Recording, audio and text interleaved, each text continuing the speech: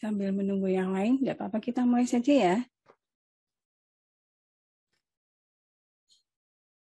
Ya, bismillahirrahmanirrahim. Assalamualaikum warahmatullahi wabarakatuh.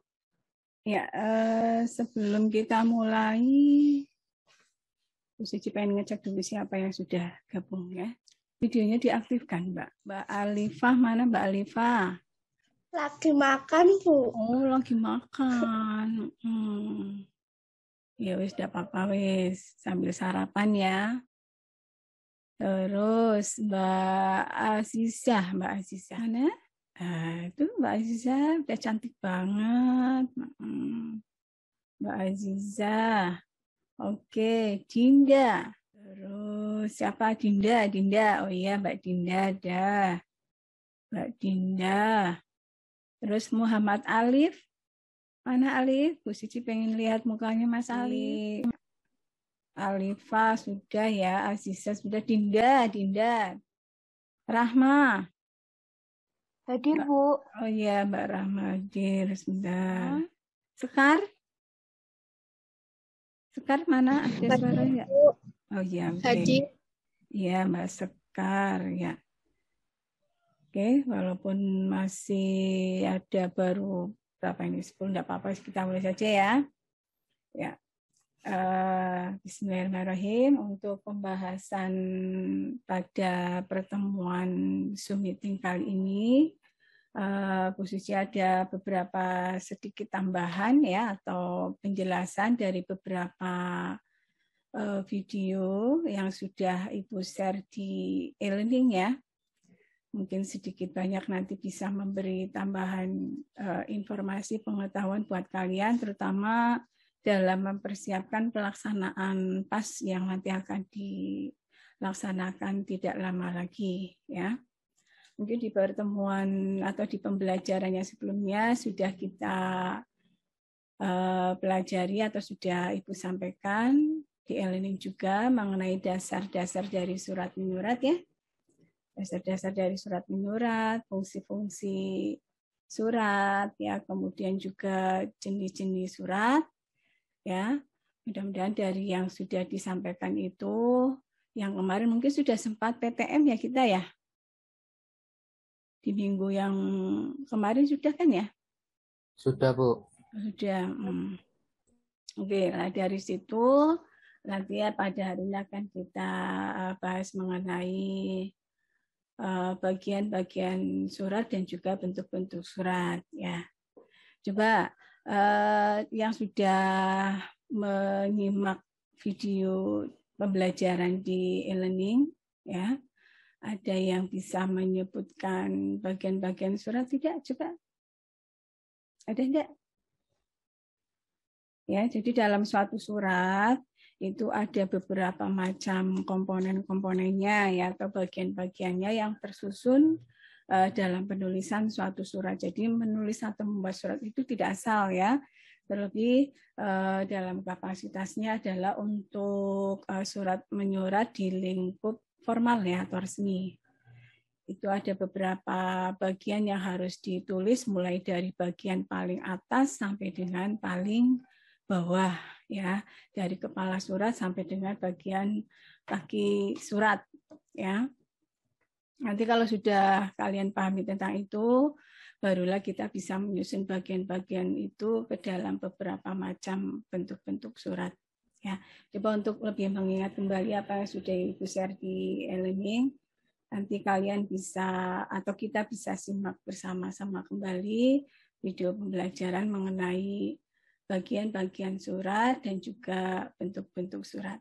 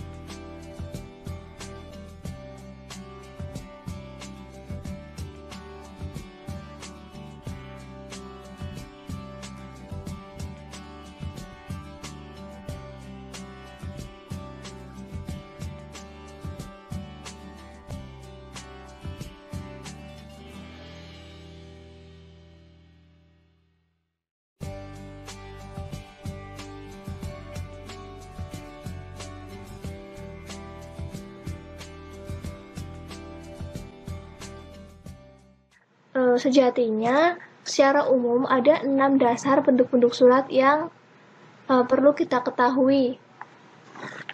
Namun untuk pada prakteknya bentuk-bentuk surat lebih berkembang lagi ya. Tapi paling tidak kita harus tahu dasar dari 6 bentuk-bentuk surat dalam korespondensi. Langsung saja kita ke bentuk-bentuk suratnya. Oke, untuk slide pertama kita langsung tampilkan 2 bentuk surat. Di samping kiri kalian itu bentuk lurus penuh atau full block style, dan di samping kanan kalian itu adalah bentuk lurus atau block style ataupun modified block style. Bedanya apa? Kita bahas dulu yang pertama, yang sebelah kiri, yang full block style. Full block style itu adalah bentuk surat di mana pengetikan maupun penulisan surat dimulai dari kiri surat. Jadi bisa kita lihat ya, ini semua adalah rata kiri semua di sini. Nah, untuk kop suratnya untuk full block style boleh ada beberapa yang di tengah, namun pada dasarnya untuk full block style itu semua ditulis di sebelah kiri, mulai dari kop sampai dengan yang terakhir. Kemudian yang kedua adalah bentuk lurus penuh atau bentuk block style, ataupun bentuk lurus. Nah, untuk bentuk lurus itu adalah bentuk di mana hampir sama dengan full block style, tetapi yang membedakan adalah tanggal surat dan penutup surat ataupun kaki surat, mulai dari salam penutup, nama pengirim, penanggung jawab hingga jabatan itu ditulis di sebelah kanan. Kalau full block style semua di kiri, tapi kalau bentuk lurus atau block style, tanggal dan kaki surat mulai dari salam penutup sampai dengan jabatan itu ditulis di bagian kanan ya. Jadi yang membedakan adalah tanggal surat dan kaki surat. Mulai dari salam hingga jabatan ditulis bagian kanan. Kalau tadi bentuk surat full block style semua ditulis di kiri, kalau block style sama dengan full block style, yang membedakan adalah tanggal dan kaki surat mulai dari salam sampai dengan jabatan ditulis di kanan. Itulah kenapa saya sandingkan 2 bentuk ini, karena hampir sama, sedikit-sedikit yang mengalami perubahannya seperti itu ya. Nanti di slide selanjutnya akan saya tampilkan juga 2 bentuk untuk bisa menjadi perbandingan seperti itu. Jadi yang 2 bentuk dulu. Yang pertama full block style semua ditulis di kiri. Yang kedua block style hampir sama dengan full block style, namun yang membedakan tanggal dan kaki surat mulai dari salam penutup sampai dengan jabatan ditulis di kanan. Seperti itu ya. Kemudian kita lanjut ke bentuk yang selanjutnya. Bentuk yang selanjutnya itu bentuk setengah lurus atau semi block style dan bentuk lekuk atau indent style. Kalau tadi full block style, dan sekarang semi block style. Yang membedakan apa nih semi block style? Nah, yang membedakan antara semi block style dengan block style adalah kalau tadi kan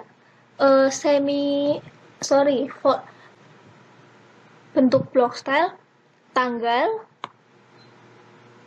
dan kaki surat di kanan, seperti itu ya. Terus yang membedakan menjadi semi block style itu apa? Nah, yang membedakan menjadi semi block style adalah sininya. Kalau bentuk semi block style, paragrafnya menjorok. Kalau tadi di bentuk block style, paragrafnya tidak menjorok. Tapi kalau di semi block style, paragrafnya menjorok. Bisa dipahami ya? Nah, menjoroknya berapa spasi? Nah, menjoroknya dari bagian sini ke sini adalah 5 spasi atau 5 ketukan. Seperti itu ya. Kemudian, kalau sudah paham, oke, kita ulangi dulu. Kalau tadi full block style ditulis di bagian kiri semua, Kemudian block style hampir sama dengan full block style, namun yang membedakan adalah tanggal dan kaki surat ditulis di bagian kanan. Kemudian yang ketiga semi block style hampir sama dengan block style, namun paragrafnya sudah menjorok. Oke, kalau sudah paham kita lanjut ke yang keempat. Yang keempat adalah bentuk lekuk atau indented style. Bentuk indented style sama dengan bentuk semi block style. Semi block style hampir sama dengan indented style. Yang membedakan apa? Nah, yang membedakan adalah alamat dalamnya. Bisa dilihat di sini per lekuk-lekuk ya, makanya disebut sebagai bentuk lekuk. Jadi, mulai dari sini, ini kan biasanya ditulis kepada seperti itu ya. Nah, jarak dari sini ke sini itu menjorok 5 spasi atau 5 ketukan. Kemudian yang ketiga lebih menjorok lagi, berarti jarak dari sini ke sini adalah 10. Makanya disebut sebagai bentuk lekuk atau indented style. Selebihnya sama dengan bentuk semi block style. Yang membedakan cuma di alamat dalamnya saja, seperti itu. Bisa dipahami? Kalau sudah, kita akan lanjut ke bentuk yang selanjutnya, yaitu bentuk dan official. Yang kelima dulu, bentuk menggantung atau hanging paragraph. Nah, hanging paragraph ini hampir sama dengan block style. Masih ingat? Dimana kalau block style, tanggal dan kaki surat ada di kanan. Yang membedakan adalah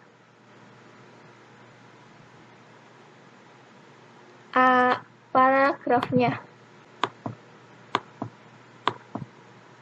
Kalau tadi di semi block style, paragrafnya kan menjorok seperti ini ya. Semi block style itu seperti ini.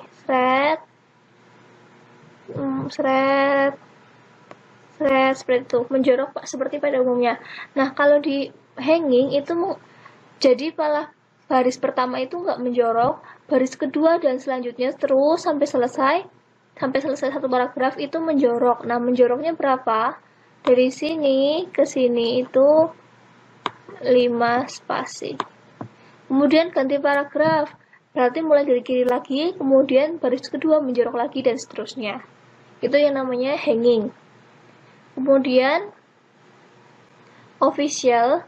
Kalau official ini adalah sama dengan bentuk semi block style. Namun yang membedakan adalah tanggal, kemudian alamat dalam dan kaki surat. Kalau di semi block style kan hanya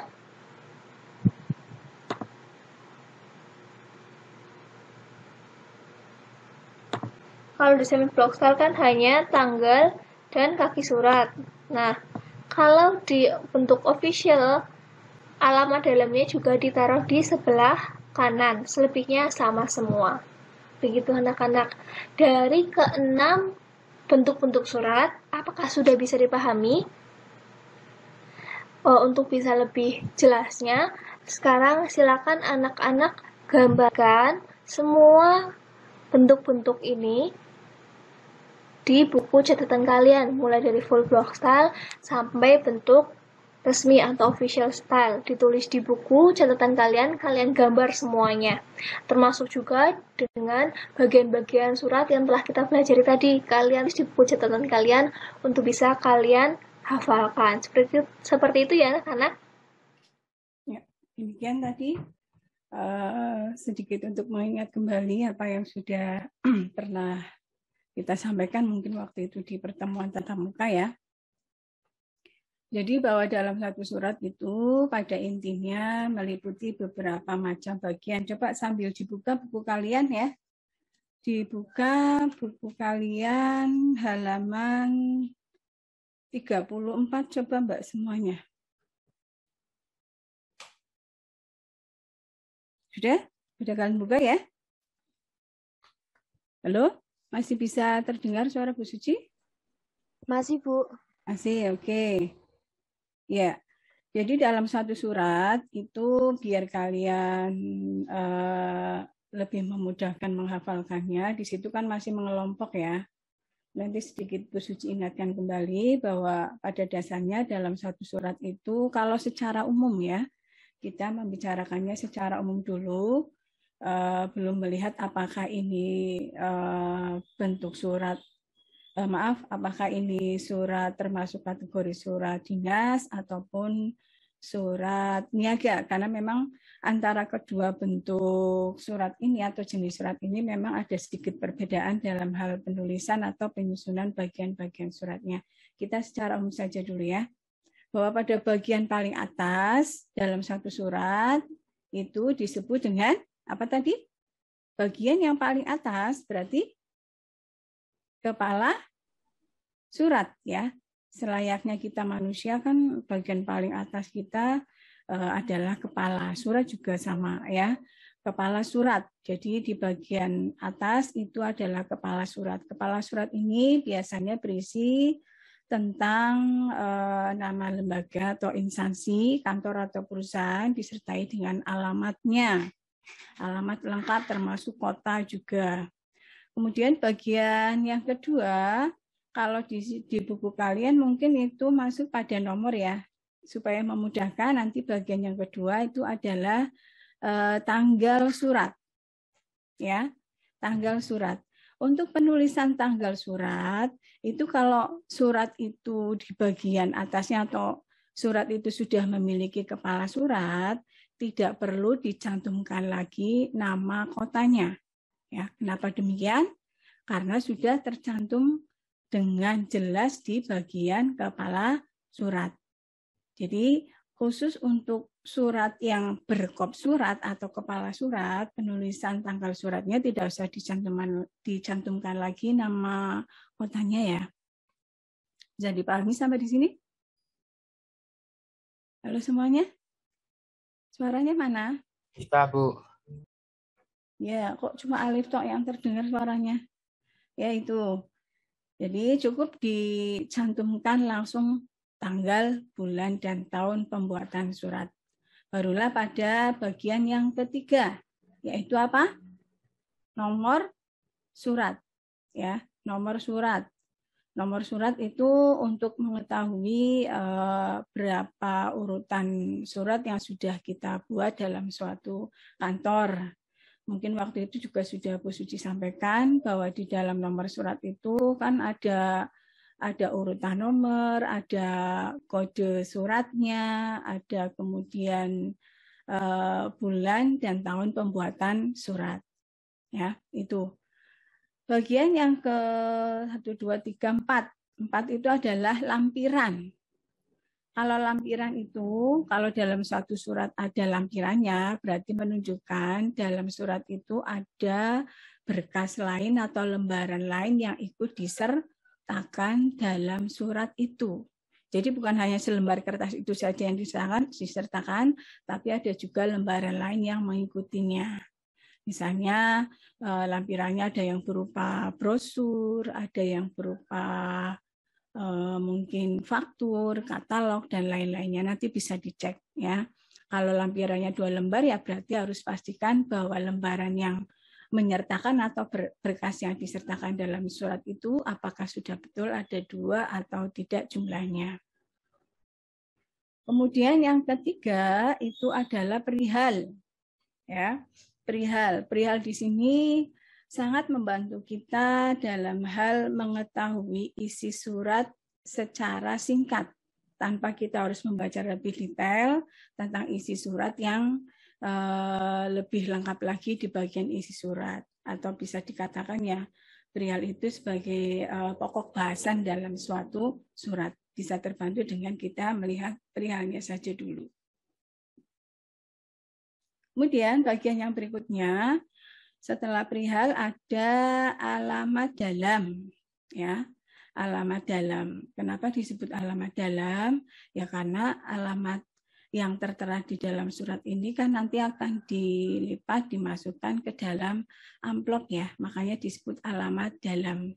Kalau yang sudah tertulis di amplop ya berarti namanya alamat luar ya, karena sudah tertulis di bagian luar surat. Nah, fungsi dari alamat dalam ini untuk memudahkan petugas yang nanti akan menyampaikan surat itu kepada pihak lain sebagai petunjuknya ini surat mau dikirimkan kemana ya, bisa mungkin dari kurirnya ataupun mungkin jasa kantor posnya atau mungkin pengirim yang lainnya itu akan lebih terbantu dengan suatu surat ada alamat dalamnya. Jadi supaya tidak terjadi yang namanya salah kirim ya atau salah alamat.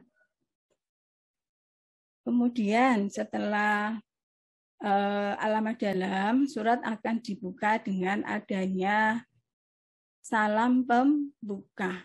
Ya, salam pembuka layaknya kita ingin bertamu ke tempat orang ya harus kulunun dulu ya. Harus assalamualaikum dulu, harus ketuk pintu dulu, pamit dulu kepada yang punya rumah. Jadi salam pembuka ini kalau dalam satu surat ya bisa berfungsi sebagai sapaan awal ya. Sapaan awal sebagai ungkapan rasa hormat kita atau penghargaan kita kepada yang akan membaca isi surat itu. Kalau sudah dibuka, baru sampai pada isinya, ya, isi surat. Nah, isi surat ini biasanya terbagi ke dalam 3 kelompok paragraf yang umum ya, walaupun pada penerapannya ya tidak harus seperti itu. Tapi kita berbicara secara umum saja. Kalau di dalam isi surat itu ada paragraf pembuka, ya. Kalau kalian tadi lihat di bentuk-bentuk surat itu kan ada paragraf 8A, 8B, 8C ya. Itu menunjukkan yang 8A berarti paragraf pembuka, 8B paragraf inti, dan 8C paragraf penutup. Ya, itu harus kalian ketahui karena nanti berkaitan dengan penyusunan pada bentuk-bentuk surat. Nah, kalau sudah semua isi surat disampaikan di situ, surat bisa diakhiri dengan menyampaikan salam penutup. Ya, salam penutup itu biasanya kalau salam pembukanya dengan hormat ya otomatis salam penutupnya adalah hormat kami. Ini kalau dalam lingkup surat yang resmi atau formal ya atau surat dinas. Ya. Kemudian di bawah salam penutup, ini kita berbicara yang umum saja wis kita gabungkan. Kalau di bawah salam penutup itu ada surat yang setelah salam penutup mencantumkan nama perusahaan, nama kantor, atau ada juga yang nama jabatan, tergantung jenis suratnya apa nanti. Ya, setelah itu baru disahkan dengan adanya tanda tangan. Nah, siapa yang menandatangani surat? Yang menandatangani surat berarti yang bertanggung jawab terhadap isi surat. Biasanya kalau dalam suatu kantor ya ada kepala kantornya atau kalau dalam lingkup sekolah ya berarti ada kepala sekolah yang bertanggung jawab terhadap surat yang dikeluarkan itu. Nah, kalau sudah ada kalau sudah ada tanda tangan harus diperjelas dengan adanya nama terang ya. Nama terang kalau dalam lingkup surat dinas biasanya di bawah nama terang ada NIP ya, nomor identitas pegawai, atau kalau pada surat niaga, pada bagian bawah setelah nama terang biasanya disertakan dengan jabatan. Itu ya. Itu. Kemudian ada juga yang menggunakan tembusan. Ya, di bawah NIP atau jabatan itu ada tembusan. Tembusan itu ya fungsinya untuk mengetahui bahwa surat itu selain disampaikan dengan yang bersangkutan, harus diketahui oleh siapa saja pihak-pihak yang berkepentingan terhadap surat itu. Itu namanya tembusan.